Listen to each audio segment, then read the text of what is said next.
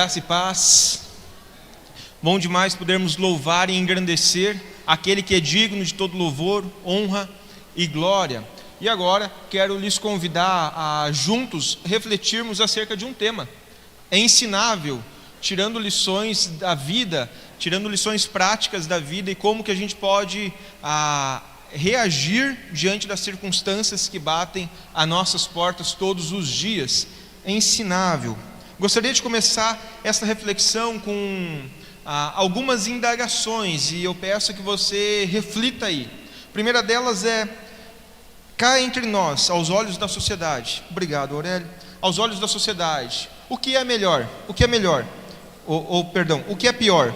Um assassino arrependido ou um mentiroso orgulhoso? O que é pior? Um assassino arrependido ou um mentiroso orgulhoso? Um ladrão quebrantado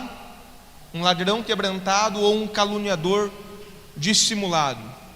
Pense aí. Um assassino arrependido ou um mentiroso orgulhoso? Um ladrão quebrantado ou um caluniador dissimulado? Pense aí. Vamos orar mais uma vez. Senhor Jesus, nós queremos acalmar nossos corações neste momento e a Te rogar que a Sua palavra venha falar, venha ministrar, venha tocar, ó Deus, os nossos corações essa noite, e nós possamos, ó Deus, aprender com aquilo que Tu tens reservado para nós nesta oportunidade. Dirija, ó Deus, essa ministração, é o que eu rogo e peço, orando em nome de Cristo Jesus. Amém e amém. Bem, fato é que, como seres falíveis que somos, pecadores, em outras palavras, para deixar mais claro, todos nós vamos errar dia sim e dia também. Todos nós, sem exceção. E a gente vai observar na palavra de Deus que em muitos dos casos nós seremos exortados. Em muitos dos casos alguém vai chegar para nós e vai dar uma repreensão, seja um amigo em Cristo, seja o pastor, seja o seu discipulador, seja uma pessoa que você conhece há pouco tempo ou alguém de muito tempo. Todos nós em algum momento poderemos vir a ser exortados, corrigidos, chamado a atenção. E em muitos dos casos a gente vê que as pessoas simplesmente elas não gostam. Por que não gostam? Ninguém sem exceção gosta de ser exortado, ninguém gosta de ser admoestado, ninguém gosta de receber uma dura, mas isso acontece, quer você queira ou não. Isso acontece dentro da igreja, mas isso acontece lá fora. Se você bem lembrar, na nossa educação, os nossos pais muitas vezes vão ali corrigindo, chamando atenção, exortando. Quando você entra na escola, muitas vezes o professor precisa te dar uma chamada de atenção. Olha só, se você continuar assim, vai reprovar.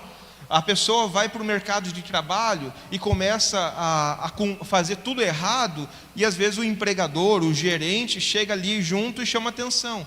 E simplesmente ninguém gosta. Isso é uma realidade. Por quê? Porque quando falam isso, parece que as pessoas estão nos atacando. E às vezes elas estão falando para o nosso bem, para abrir os nossos olhos.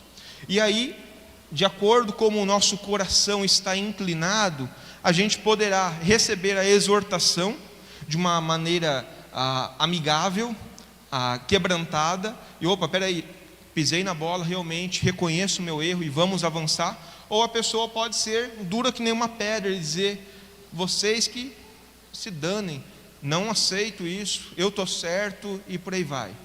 Isso acontece. Ninguém gosta de ser exortado, e nessas horas da exortação, muitas das vezes a gente reage de formas distintas. Um se quebranta, o outro endurece. Um entende o seu erro, o outro quer achar justificativas. Ao longo das últimas semanas, meditando acerca desse tema, pedindo a direção de Deus para conversar, ministrar essa palavra com os irmãos, fui buscar na palavra de Deus alguns personagens aonde a gente pode visualizar isso na prática em suas vidas. E durante esses devocionais, Deus ministrou o coração para olhar para dois homens, os dois primeiros reis de Israel. Os dois primeiros reis de Israel. Ambos foram ungidos por Samuel, pelo profeta Samuel, mas ambos passaram pelos mesmos problemas do pecado, mas reagiram de formas diferentes, distintas. Eu convido você a olhar comigo em primeira mão ali para Samuel. A gente vai fazer um contraste de Samuel, que foi o primeiro rei de Israel, e posteriormente a gente vai olhar para o rei Davi.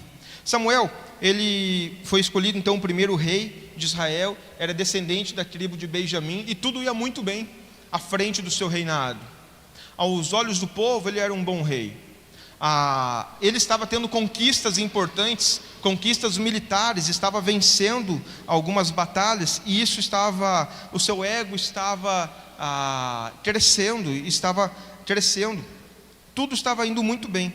Agora, ele tinha tudo para ser o principal rei, o rei mais importante de toda a história de Israel. Mas se a gente observar a história dele como um todo, vamos ver que talvez foi um dos piores fracassos à frente do reinado. A história dele começa então que ele é ungido pelo rei Samuel, pelo profeta Samuel, e a vida transcorre e tudo mais ali. E eu quero chamar a sua atenção para 3 pecados dele. A gente poderia citar tantos outros, poderia citar a busca dele por feitiçaria, já lá no final da vida, mas eu vou buscar algumas do início do seu reinado. 1 Samuel capítulo 13, versículo 8 e 10. 1 Samuel capítulo 13, versículo 8 e 10 vai dizer: ele esperou 7 dias, o prazo estabelecido pelo profeta Samuel, mas este não chegou a Gilgal, e os soldados de Saul começaram a se dispersar. E ele ordenou: tragam-lhe o holocausto e os sacrifícios de comunhão. Saul então ofereceu o holocausto. Quando terminou de oferecê-lo, Samuel chegou e Saul foi saudá-lo. O primeiro grande pecado do rei Saul foi ele usurpar o lugar que seria do profeta. Samuel não estava junto com eles, os soldados estavam começando a dispersar, estavam aguardando a bênção do profeta, e neste medo do que vai vir a acontecer, ele simplesmente toma uma decisão devido ao fruto da sua impaciência. Eu vou oferecer o holocausto para que o povo fique em paz, para que os soldados não se dispersem mais, para que os soldados vejam que nós oferecemos a Deus o sacrifício. Então, primeiro erro, primeira grande transgressão dele foi usurpar um lugar que não era dele. Ele era rei, o líder da nação, era ele quem dizia o ritmo que o povo deveria marchar na guerra, mas ele não tinha direito em falar do nome de Deus. Isso deveria ser pelo profeta Samuel, e o mesmo ainda estava em viagem. Então, o primeiro grande erro de Saul foi a sua impaciência, usurpou um lugar que não era dele. O segundo erro dele, a gente vai ver ali em 1 Samuel capítulo 15, versículo 8 e 9, capítulo 15, versículo 8 e 9, que é o fruto da sua desobediência. Capítulo 15, versículo 8 e 9 vai dizer: capturou vivo Agag, rei dos amalequitas, e exterminou o seu povo. Mas Saul e o exército pouparam Agag e o melhor das ovelhas, e dos bois, dos bezerros gordos e os cordeiros. Pouparam tudo o que era bom, mas tudo o que era desprezível e inútil destruíram por completo. O segundo erro de Saul, que mostra a sua transgressão, o seu pecado contra o Senhor, contra Deus, foi a desobediência. A ordem de Deus foi clara: destrua tudo, destrua tudo. É para matar todos, sem exceção, é para destruir tudo, não é para levar nada para casa, não é para levar despojos, não é para levar nada, simplesmente aniquile, acabe com tudo. E aqui a gente vê o segundo erro. Em dado momento, ele simplesmente não mata o rei Agag, mas também decide, juntamente com os soldados, levar para casa os despojos daquela batalha, coisas que não era para terem sido realizado, era simplesmente para destruir com tudo. E o terceiro grande erro deste homem, também ali está no capítulo 15, versículo 12,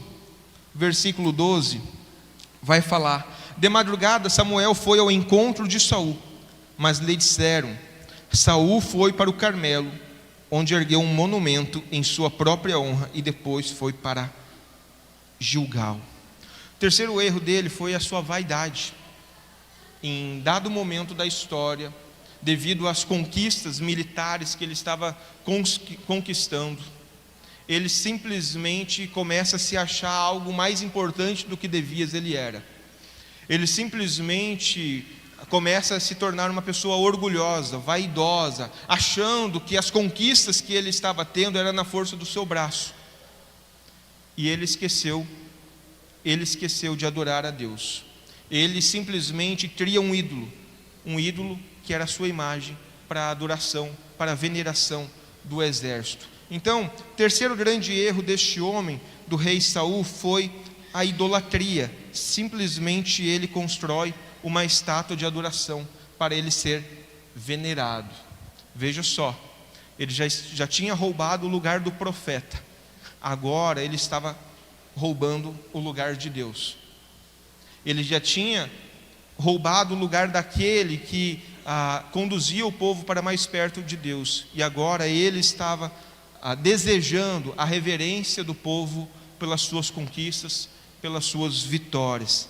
3 erros da história desse rei Saul, o homem que tinha tudo para ser talvez o melhor rei de Israel, mas foi um fracasso à frente da sua liderança.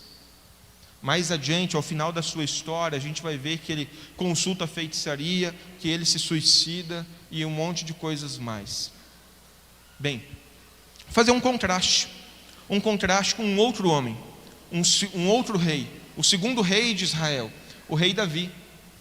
E para a gente observar como cada um desses homens se portou diante do seu pecado. O rei Davi também foi ungido, por Samuel, e a história dele talvez é uma das mais conhecidas de toda a palavra de Deus.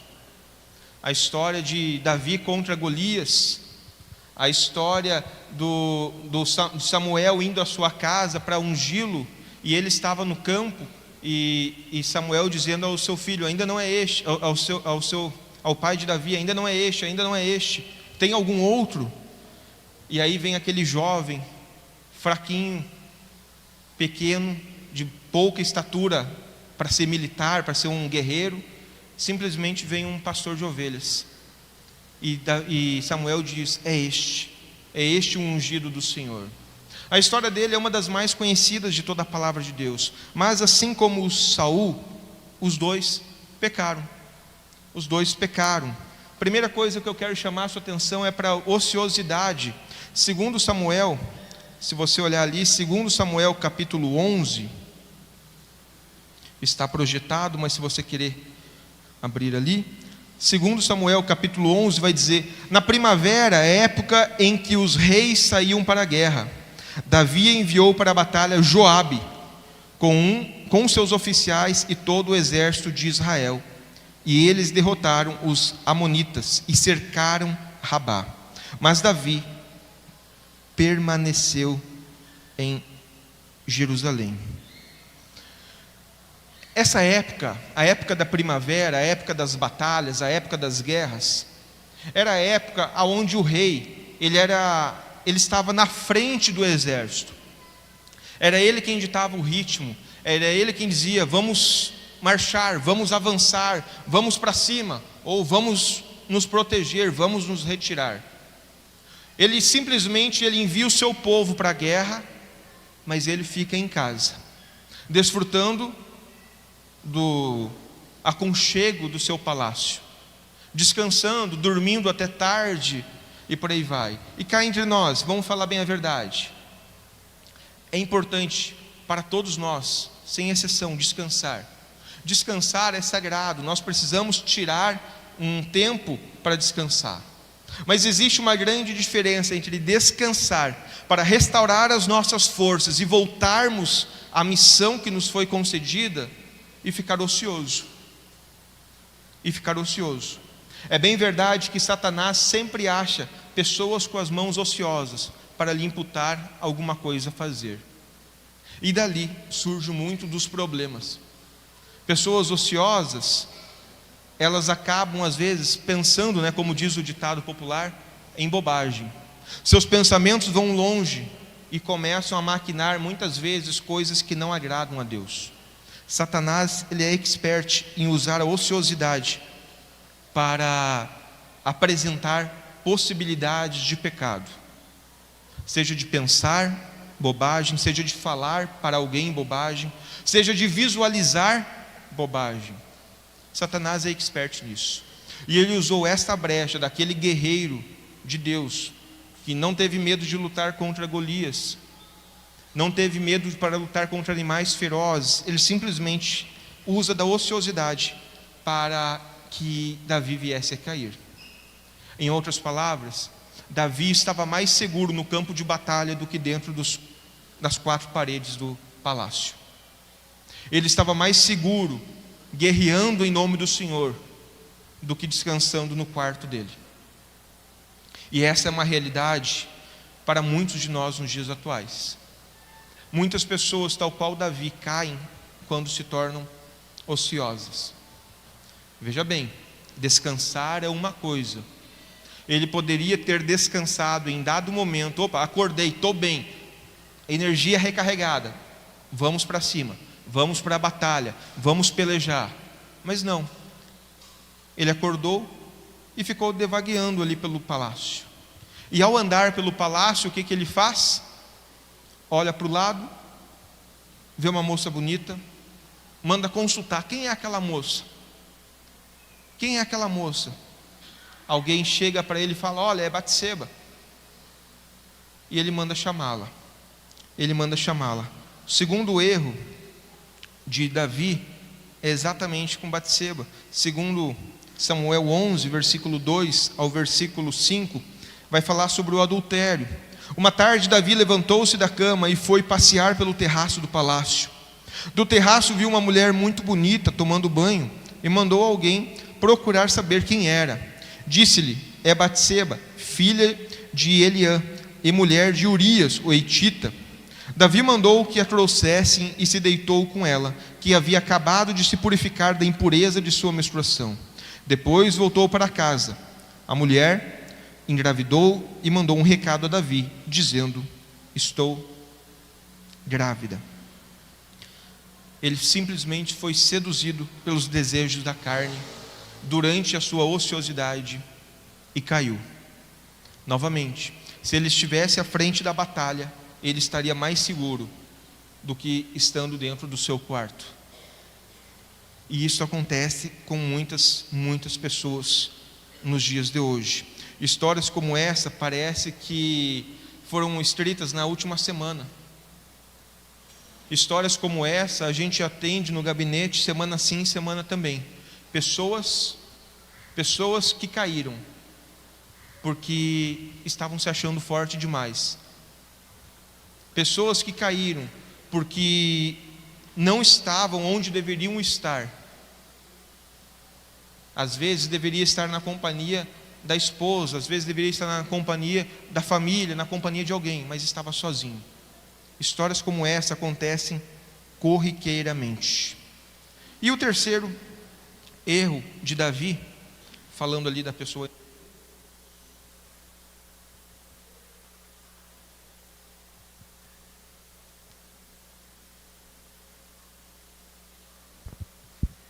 o terceiro erro é que pecado chama pecado. Isso é impressionante. Se a gente for olhar para a história, a gente vai ver que pecado chama pecado. Ele pecou em não ir para a batalha, em deixar os seus companheiros mal. Ele pecou quando se deitou com Batseba. E agora ele peca simplesmente mandando assassinar, matar o marido de Batseba. Ele manda chamar Urias, Urias para Jerusalém. Urias estava na batalha, ele manda chamar Urias para Jerusalém, e ali, para que Urias intencionalmente deitasse com a sua esposa, e o filho de Davi com Batseba passasse por despercebido. Mas Urias não quis deitar com ela. Ele então manda embebedar ele não quis deitar com ela. E para que ele não descobrisse, a tramóia, o resultado daquele adultério, simplesmente ele manda Urias à frente da batalha. Segundo Samuel, capítulo 11, versículo 15, vai dizer: Davi escreveu: ponha Urias na linha de frente e deixe-o onde o combate estiver mais violento, para que seja ferido e morra. Para que seja ferido e morra. Davi estava de todas as formas procurando acobertar o seu pecado. Bem, conforme nós lemos, a história de Davi e a história de Saul são tanto quanto parecidas. Os dois simplesmente pecaram. Os dois primeiros reis de Israel pecaram.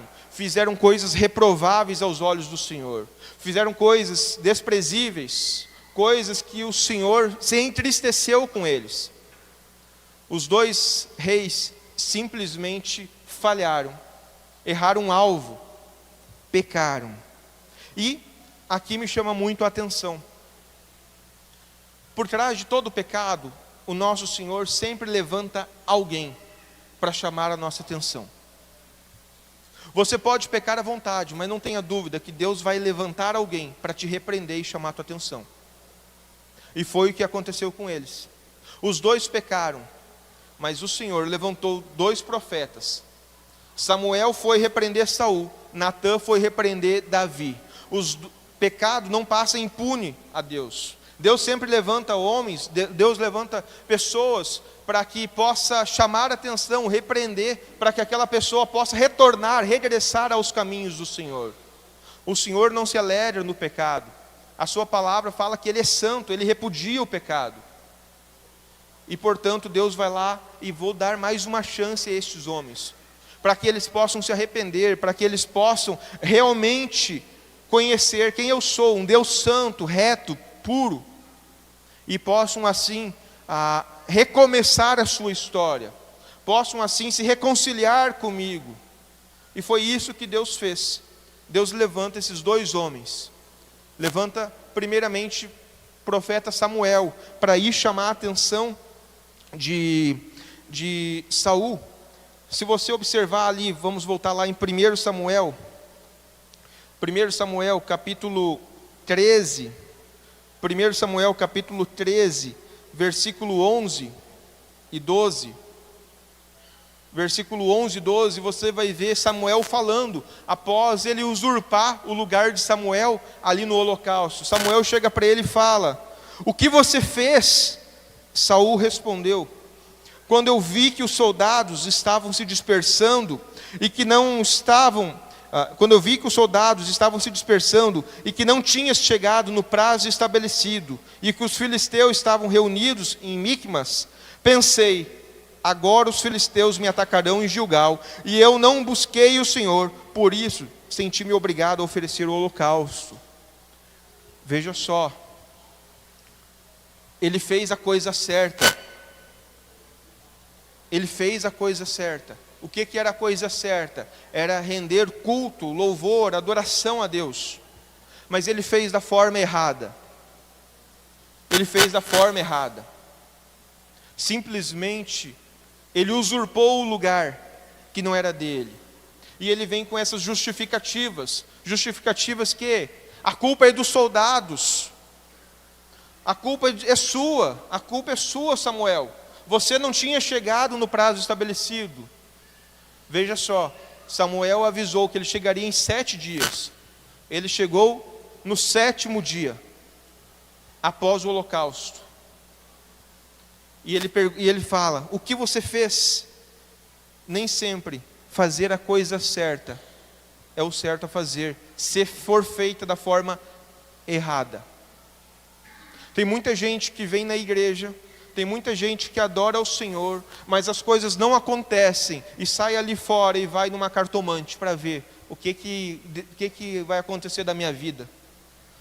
Vem para a igreja, ora, busca o Senhor, mas vai lá fora buscar soluções em outros lugares que são repugnáveis aos olhos do Senhor. Então, a exortação de Samuel a ele foi: o que você fez? Era Samuel quem deveria ter oferecido o sacrifício, não Saul. Ele simplesmente procurou justificativas para os seus erros. Ali, 1 Samuel capítulo 15,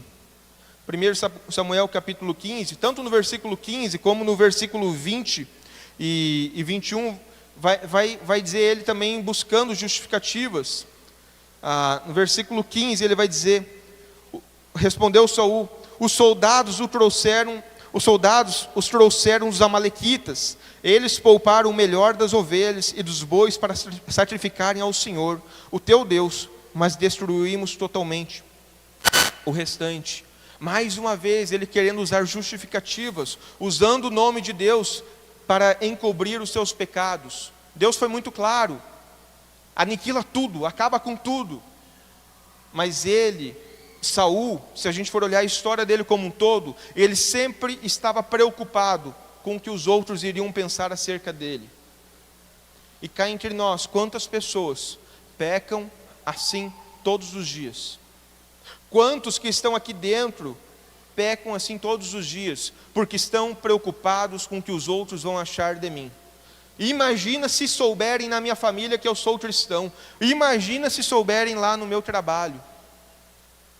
Quantos pecam assim todos os dias? Quantas vezes também a gente usa o nome do Senhor em vão? É a pressão da turma, por isso que eu caí. É o profeta que não chegou, é a bênção que não chegou, e aí o Senhor tardou, por isso que eu procurei um outro caminho. Quantas pessoas, tal qual Saul, caem todos os dias, porque usam de justificativas que não fazem sentido. Não fazem sentido. Bem, trazendo para os nossos dias, vou ilustrar com 2 exemplos. É similar ao marido, o marido que é pego em flagrante adultério. A esposa o pega na cama com uma outra, e simplesmente o cara chega e diz: o problema é seu. Você não vinha cumprindo os seus deveres há muito tempo. Ou vamos um pouco além, o cara que é despedido por justa causa no trabalho por estar roubando, e aí depois vem com a justificativa: mas também o senhor paga muito pouco, o senhor não valoriza o funcionário. Está vendo? 2 justificativas sem fundamento, que só revela um caráter corrompido. E aqui eu deixo essa pergunta para você: você por um acaso tem usado de justificativas, de desculpas infundáveis para encobrir os seus pecados, ou tem, quando exortado, seja pelo pastor, seja pelo amigo, pelo discipulador, pelo seu familiar, tem realmente aberto os olhos e pequei, realmente eu estou entendendo aonde eu caí? Como você tem se comportado?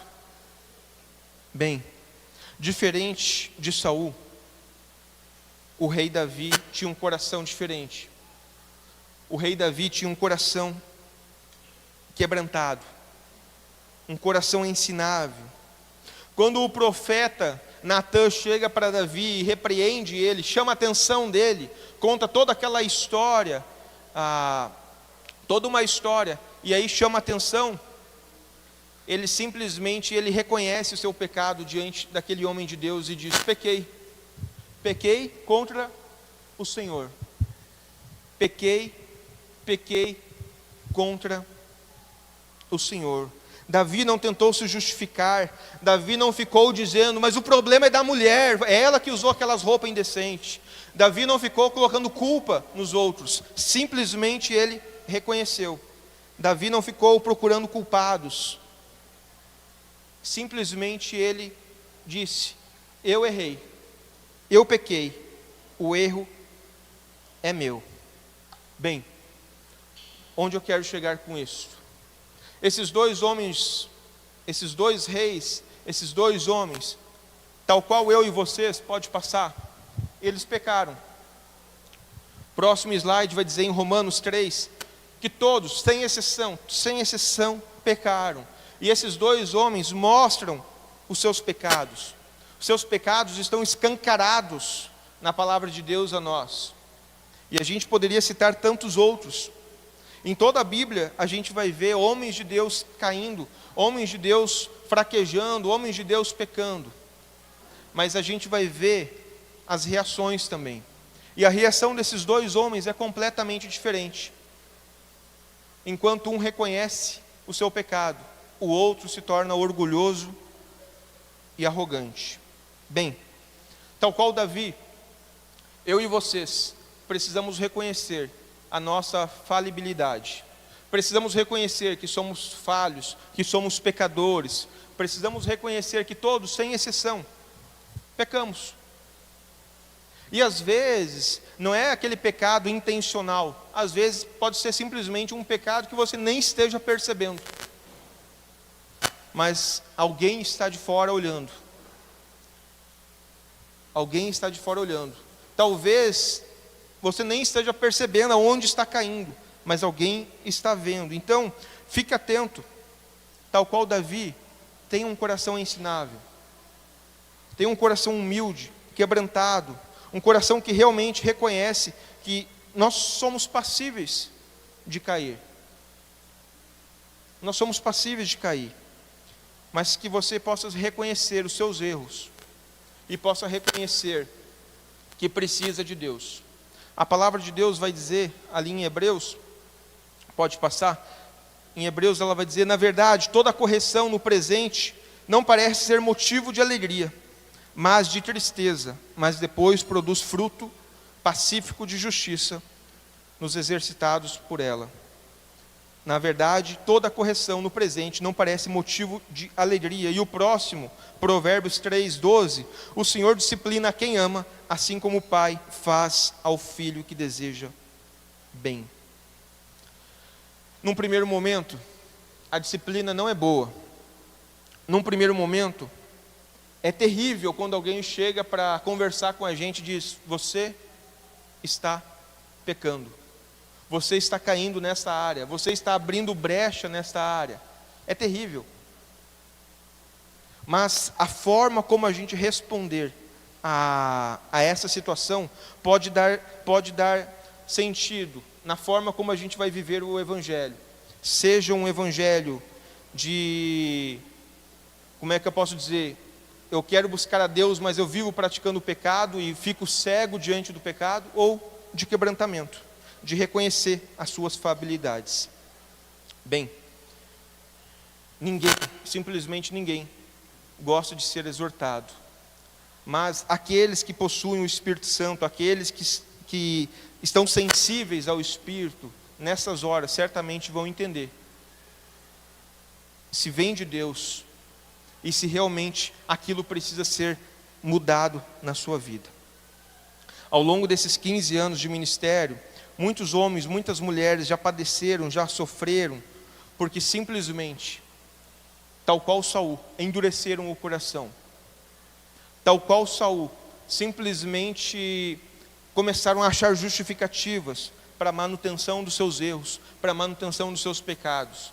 E depois de algum tempo, a consequência foi o adultério, a consequência foi um filho indesejado, a consequência foi perder um trabalho.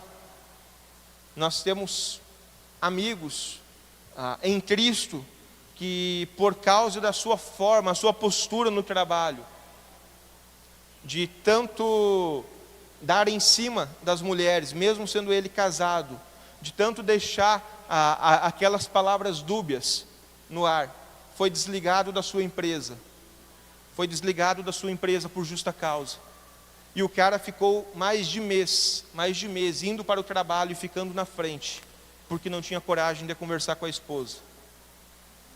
Muitas pessoas, às vezes, sofrem, padecem, colhem as consequências do seu pecado, porque quando repreendidas não reconhecem as suas mazelas.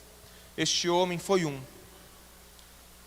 Algumas vezes, alguém o chamou a atenção de como ele se portava diante de alguns comentários. Aquele homem que vai lá e posta na rede social da menina: como você está bonita, nossa, maravilhosa. Só que ele casado e com filhos. Não preciso nem dizer onde é que essa história acabou. Então, muitos homens, muitas mulheres, às vezes caem porque não aceitam a repreensão, não aceitam a exortação, mas a consequência vem, e ela vem a todos. Deus levanta pessoas para nos chamar a atenção, nos admoestar, mas nem todos vão ouvir. Bem, onde eu quero chegar, indo para a conclusão, Davi, diferente de Saul, ele acatou: pequei contra o Senhor. Se a gente for olhar o Salmo 32, se a gente for olhar o Salmo 51, a gente vai ver justamente salmo de quebrantamento dele. O Salmo 51, ele dizendo: pequei contra o Senhor, meu Deus, cria, ó Deus, em mim um coração reto, cria, ó Deus, em mim um coração inabalável. Senhor, me perdoa. O Salmo 51 é um salmo que ele se quebranta diante da santidade de Deus e pede perdão. Não é à toa que pode passar, não é à toa que ele é tido como o homem segundo o coração de Deus. Atos capítulo 13, versículo 22. Atos capítulo 13, versículo 22. Não é à toa que ele é tido como o homem segundo o coração de Deus. Agora, cá entre nós, um homem que pecou, um homem que adulterou, que teve filho indesejado, um homem que mandou matar, é tido como homem segundo o coração de Deus. E aqui fica uma lição para nós. A questão não é o que nós fazemos de pecado. Se a gente for olhar logicamente falando, os pecados de Davi aos olhos da sociedade, talvez seriam piores do que os pecados de Saul. Aos olhos da sociedade, os pecados de Davi seriam piores do que os pecados de Saul. Foi por isso que eu comecei com aquela indagação: o que é pior, um assassino quebrantado ou um mentiroso? Por isso que eu comecei com essa indagação. A nossa tendência natural é culpar o assassino, não interessa se ele se redimiu. Aos olhos de Deus, Deus sabe tudo o que Davi fez, quais foram as suas quedas, mas Deus sabe também todas as vezes que Davi se quebrantou diante da santidade de Deus. Deus sabe todas as vezes que ele chegou diante dele e disse: olha, realmente eu errei, eu fiz algo reprovável aos olhos de Deus, me ajuda, Senhor, me ajuda. Então, Davi simplesmente pecou, mas ele tinha um coração quebrantado. A diferença entre aqueles que seguem o Senhor e aqueles que não seguem, não está nos seus pecados. Todos pecam. A diferença está naquilo que a gente faz após o pecado. Todos pecamos, todos, sem exceção. Mas enquanto alguns irão sucumbir, alguns irão padecer, alguns irão simplesmente serem exterminados por causa dos seus pecados, por causa do seu orgulho, por causa da sua vaidade, e vai perder a família, e vai perder os amigos, e vai perder o trabalho, e vai perder tudo. Outro pode até pecar,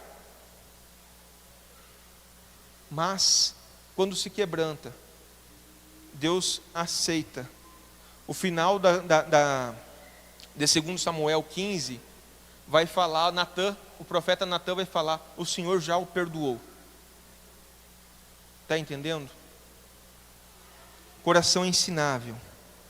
O que acontece com você, quando alguém chega para você e fala, seja seu pai, seu amigo, seu vizinho, sua esposa, seu marido, seu empregador, seu pastor, seu discipulador, o que acontece com você quando alguém chega para você e fala, olha, não está legal isso aqui. Se eu fosse você, eu repensava. A sua tendência natural é se portar tal qual Saul ou se portar tal qual Davi. É você se fechar e dizer, ó, que se dane, vai, sai daqui, não quero mais saber de você, siga a tua vida, fica se metendo na vida alheia. Ou você realmente, eu tenho errado, eu tenho pisado na bola, e eu aceito essa admoestação porque ela é verdadeira, mesmo sendo dura, muitas das vezes. Às vezes a gente chama pessoas para conversar e fala, cara, eu já sei o fim dessa história, a questão é, para mim é só tempo, você pode chegar no adultério daqui a 6 meses ou daqui a 10 anos, mas se tu continuar trilhando assim, a tendência natural é essa. Eu já sei aonde isso aqui vai culminar.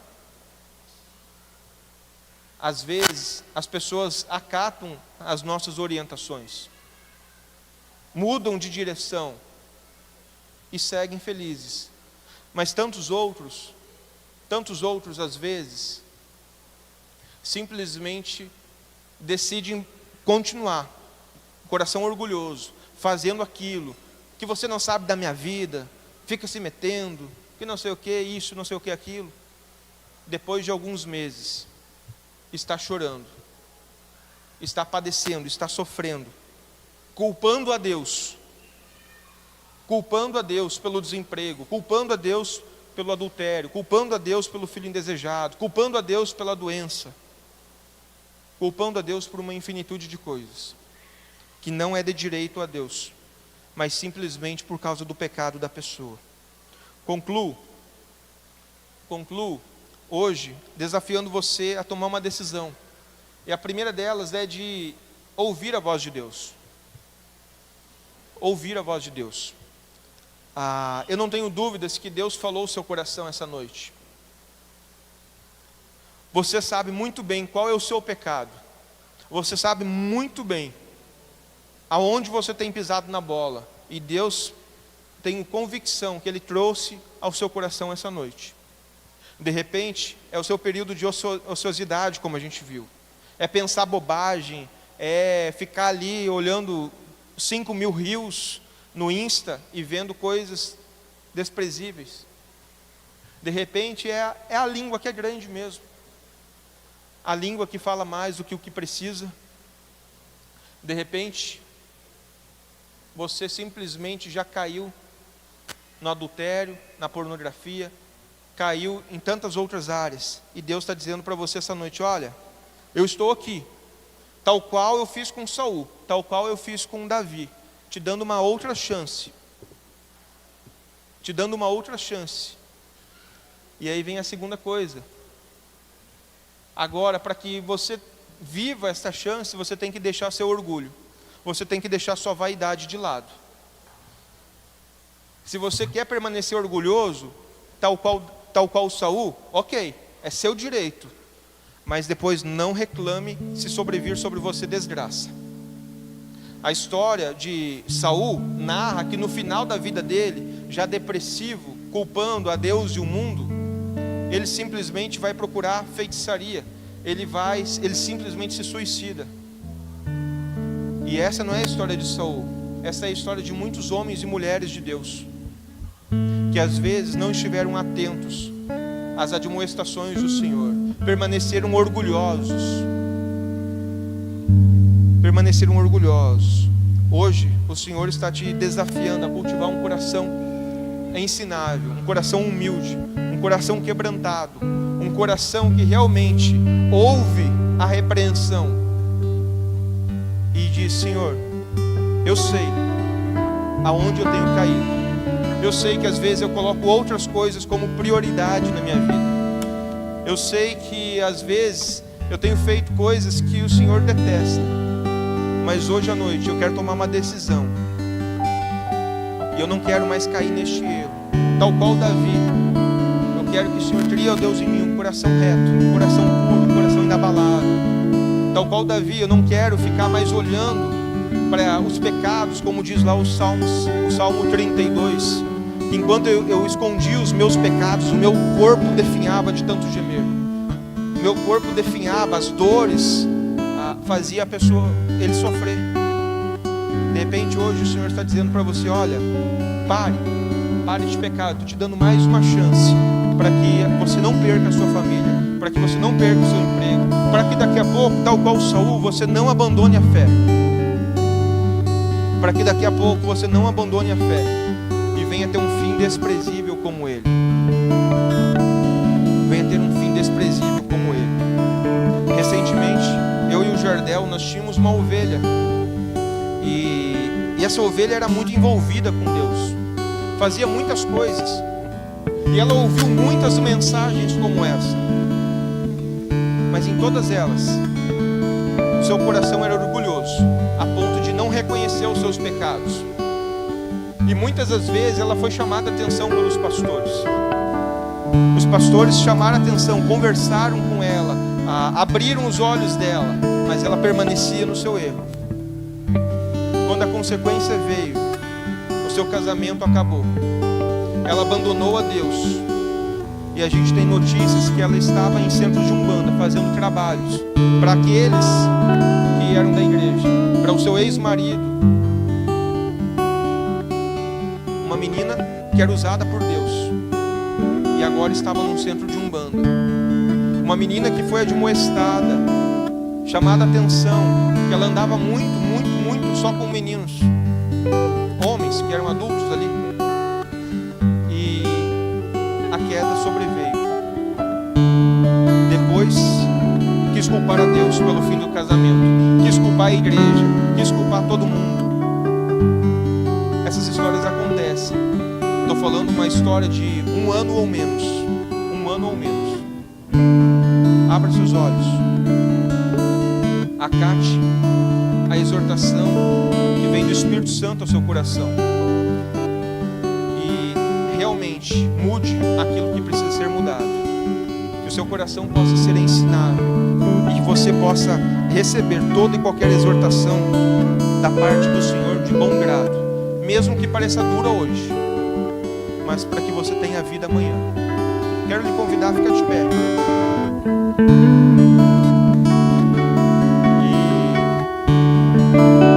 Enquanto o instrumental toca, tem o seu tempo de oração com Deus. Tem o seu tempo de oração com Deus. Fale com Ele. Você é melhor do que ninguém. Você é melhor do que eu, melhor do que qualquer pessoa ao seu lado. Você sabe o que tem lhe afastado de Deus. Você sabe qual é o seu pecado.